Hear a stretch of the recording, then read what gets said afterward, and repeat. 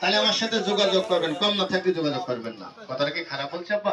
এই যে আমার বাজানের নামাজ পড়তে কষ্ট হয়, বাজান এক সপ্তাহ যদি ব্যথাটা কম থাকে তাহলে যোগাযোগ করবেন, আর কম না থাকলে যোগাযোগ করবেন না। কথাটা কি খারাপ বলছি ভাই?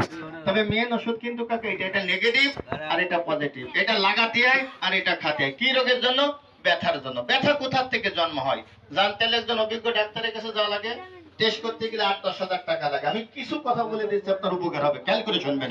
ব্যথার জন্ম হয়, আজকে একটু গায়ে লাগলো, একটু গুঁতো লাগলো, আমরা বেলি মাঠে কাজ করি বাজান, অনেক সময় 1.5 মণ 2 মণে বোঝা বান্ধি ভাই, বোঝার ওই পাশে একদম থাকে, আপনি পাশে থেকে ধরে মাথায় উঠান, অনেক সময় লোক থাকে না, আনতে তবে কি করি, এরকম সার মেরে ধরে এক ঝাঁকি দিয়ে ঘাড়ে উঠায় আর এক ঝাঁকি দিয়ে মাথায় উঠায়। কথা ঠিক না বেঠিক বাবা?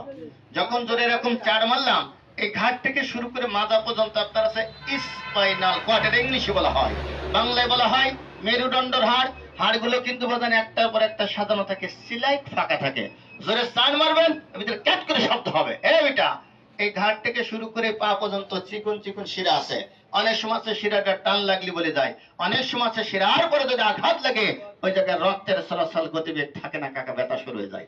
আর একটা ব্যথা কোথা থেকে আছে বাজান, একটু খেয়াল করে শোনো, দেখো দি বাবা,